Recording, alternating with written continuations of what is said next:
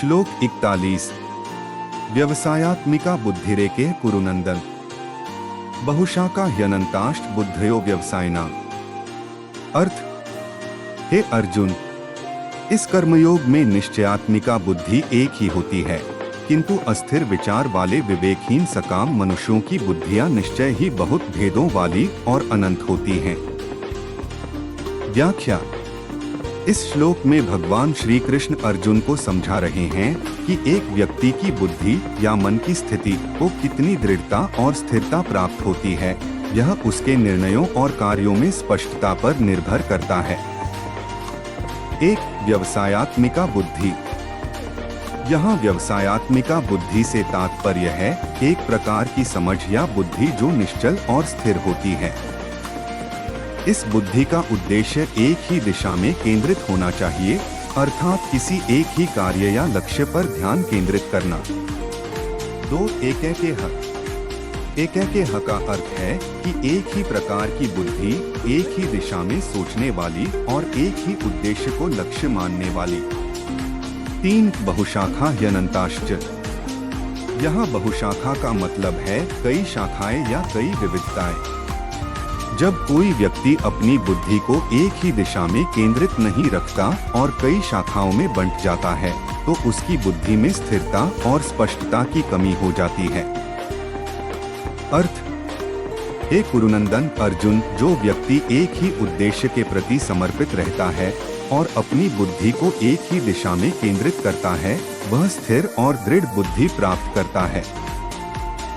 दूसरी ओर जो व्यक्ति अपनी बुद्धि को कई विभिन्न उद्देश्यों और विचारों में बांटता है, उसकी बुद्धि अस्थिर और चंचल रहती है।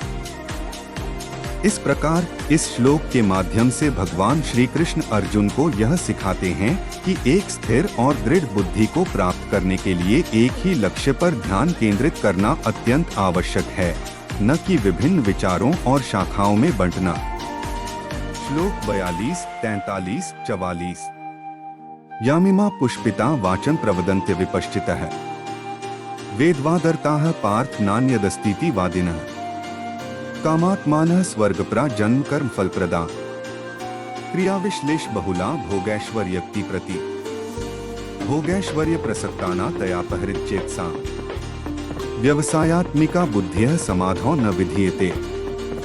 अर्थ, हे अर्जुन, जो भोगों में तन्मय हो रहे हैं, जो कर्मफल के प्रशंसक वेदवाक्यों में ही प्रीति रखते हैं, जिनकी बुद्धि में स्वर्ग ही परम प्राप्य वस्तु है और जो स्वर्ग से बढ़कर दूसरी कोई वस्तु ही नहीं है, ऐसा कहने वाले हैं, वे अविवेकी जन इस प्रकार की जिस पुष्पित अर्थात दिखाऊ शोभायुक्त वाणी को कहा करते हैं, जो कि जन्मरूप कर्मफल देने वाली एवं भोग तथा ऐश्वर्य की प्राप्ति के लिए नाना प्रकार की बहुत सी क्रियाओं का वर्णन करने वाली है। उस वाणी द्वारा जिनका चित्त हर लिया गया है, जो भोग और ऐश्वर्य में अत्यंत आसक्त हैं, उन पुरुषों की परमात्मा में निश्चयात्मिका बुद्धि नहीं होती। व्याख्या। 42। इस श्लोक में भगवान श्री कृष्ण अर्जुन को उन लोगों के बारे में बता रहे हैं जो वेदों के शब्दों में आच्छादित बातें कहते हैं, परंतु स्वयं की वास्तविकता को नहीं समझते। ये लोग केवल वेदों की बातों का अनुसरण करते हैं और उनमें गहराई से चिंतन नहीं करते। वे केवल बाहरी आडंबरों में व्यस्त रहते हैं और कहते हैं कि वेदों में जो लिखा है वही सब कुछ है और उसके अलावा कुछ भी नहीं है। इस प्रकार वे अज्ञानी और अपरिपक्व होते हैं। भगवान श्री कृष्ण इस प्रकार के लोगों को अविपश्चित अर्थात अविवेकी या अज्ञानियों के रूप में संदर्भित कर रहे हैं। 43। इस श्लोक में भगवान श्री कृष्ण उन लोगों का वर्णन कर रहे हैं जो केवल स्वर्ग और भौतिक सुखों की प्राप्ति के लिए कर्म करते हैं। वे अपने कर्मों के फल के प्रति आसक्त होते हैं और सोचते हैं कि उनके कर्म उन्हें स्वर्ग या भोगैश्वर्य की प्राप्ति कराएंगे।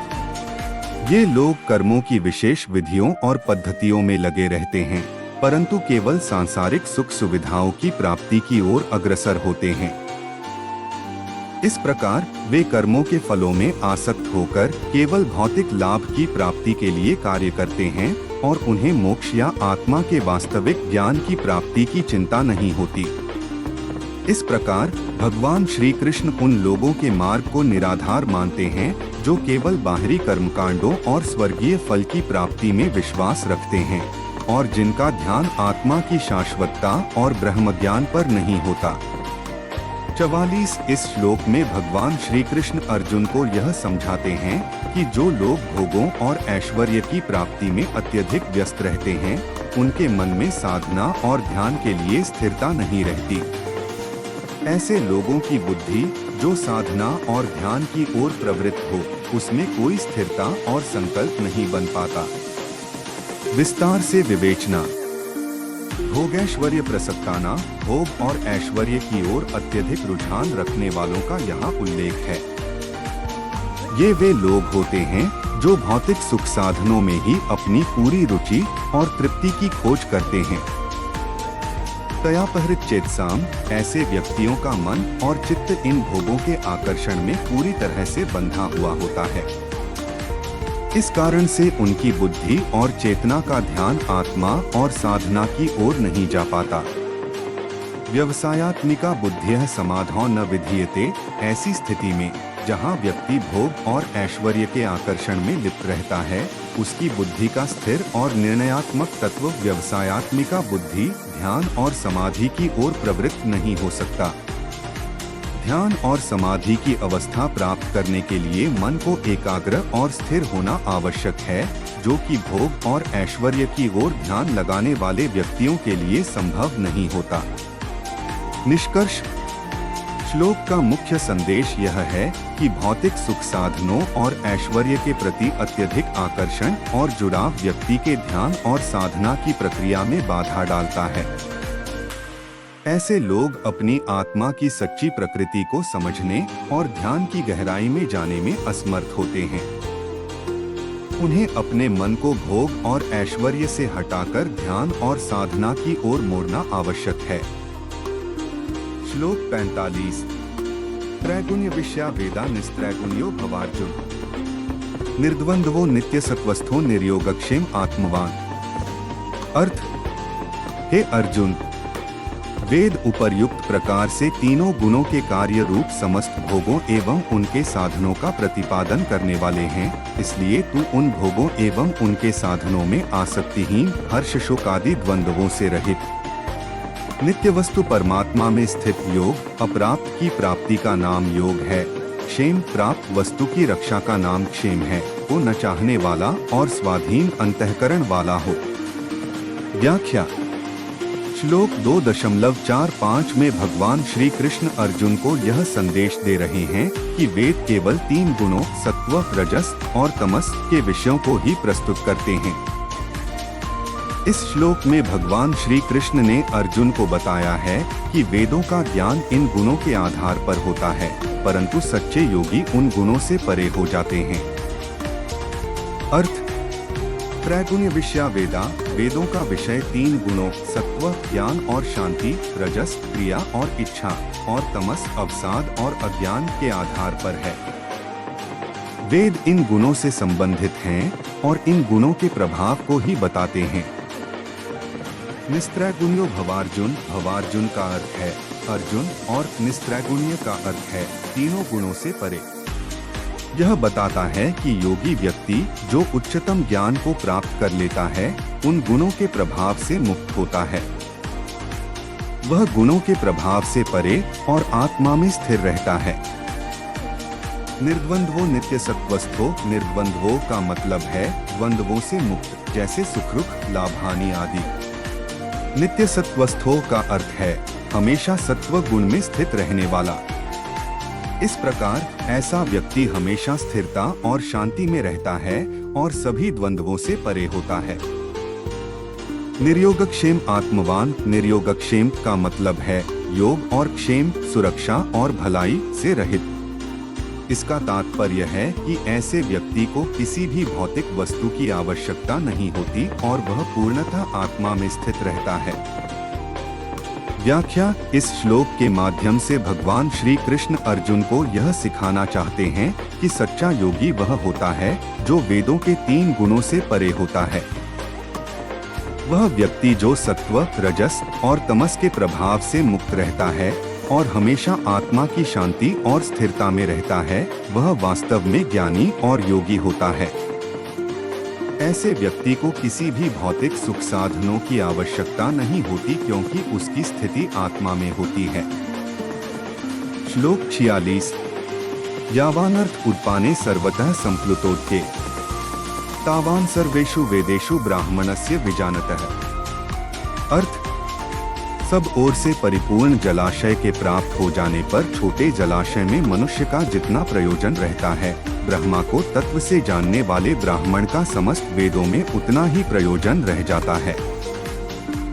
व्याख्या: इस श्लोक में भगवान श्री कृष्ण यह समझाते हैं कि जिस प्रकार एक तालाब का उपयोग तब तक ही होता है जब तक उसमें पानी होता है, और जब पानी पूरी तरह से भर जाता है तो वह उपयोगी हो जाता है, उसी प्रकार वेदों में जो भी ज्ञान है उसका वास्तविक उपयोग तभी होता है जब एक ब्राह्मण, जिसे कि वेदों का ज्ञान प्राप्त है, अपने जीवन में उसे समझे और अपनाए।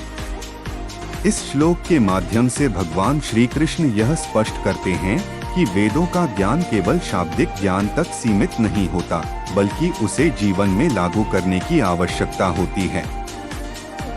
विवरण: उद्पाने तालाब या कुएं में पानी, संप्लुतोऽर्थे जब वह पूरी तरह से पानी से भरा हुआ हो, सर्वेषु वेदेषु सभी वेदों में, ब्राह्मणस्य एक ब्राह्मण या जो व्यक्ति वेदों का ज्ञाता है, विजानतः समझने और जानने वाले। इस श्लोक का उद्देश्य यह है कि वेदों का ज्ञान केवल यथार्थ में तब समझा जाता है जब वह व्यक्ति उसके आदर्शों और शिक्षाओं को अपने जीवन में सही तरीके से आत्मसात कर लेता है। इस प्रकार वेदों की वास्तविक उपयोगिता और महत्व तब प्रदर्शित होता है जब उनका ज्ञान और उसके अनुसार आचरण एक व्यक्ति के जीवन का हिस्सा बन जाता है। श्लोक 47। कर्मण्येवाधिकारस्ते मा फलेषु कदाचन मा कर्मफल हेतुर्भुर्मा ते संगोस्त्व कर्मणि। अर्थ: तेरा कर्म करने में ही अधिकार है, उसके फलों में कभी नहीं, इसलिए तू कर्मों के फल हेतु मत हो तथा तेरी कर्म न करने में भी आसक्ति न हो। व्याख्या: इस श्लोक में भगवान श्री कृष्ण अर्जुन को कर्म के विषय में महत्वपूर्ण उपदेश दे रहे हैं। यहाँ पर कर्म, कार्य और फल, परिणाम के संबंध को स्पष्ट किया गया है। कर्मण्येवाधिकारस्ते, इसका तात्पर्य है कि तुम्हारा अधिकार केवल कर्म करने पर है। तुम केवल अपने कार्य पर ध्यान दो, न कि कार्य के फल पर। मा फलेषु कदाचन, तुम्हें कभी भी कर्म के फल की चिंता नहीं करनी चाहिए। जब तुम कार्य करते हो तो तुम्हारे लिए परिणाम की चिंता करना उचित नहीं है। माँ कर्मफल हेतुर्भुर्मा, इसका अर्थ है कि तुम्हारे कर्म का उद्देश्य फल प्राप्त करना नहीं होना चाहिए। कर्म का मुख्य उद्देश्य सही तरीके से कर्म करना है, न कि उसके परिणाम की अपेक्षा रखना। ते संगोस्त्व कर्मणि, यदि तुम कर्म के फल में संलग्न रहोगे तो इससे तुम्हारी कर्म से मनोयोगिता और लगाव कम होगा। यही कारण है कि तुम्हें कर्म से जुड़े रहना चाहिए और निष्काम भाव से कार्य करना चाहिए।